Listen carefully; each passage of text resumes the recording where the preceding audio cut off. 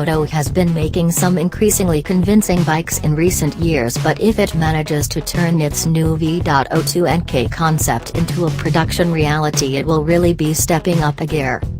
The firm has just revealed the concept in China, and while information is very limited at the moment, it's clearly a huge leap forward for Cfmoto.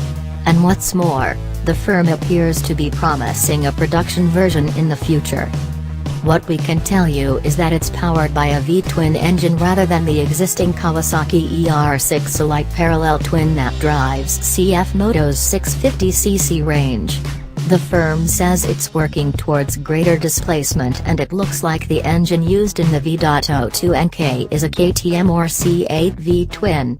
Depending on which version it is, that puts its capacity well past the 1000cc mark, and possibly as high as 1301cc if it's the derivative used in the Super Ducar. It's not likely to be a mere copy of the KTM motor, either.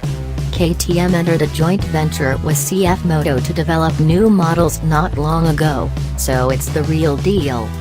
Other details are largely restricted to what can be seen in the limited pictures released by the company.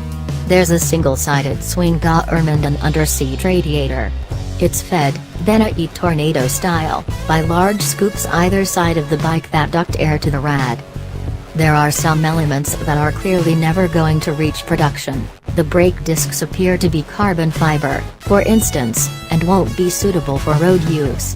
But other parts, like the Brembo calipers and Allen suspension, are eminently viable and openly available. Using European-made components like these would give the bike a credibility that's lacking from most Chinese machines.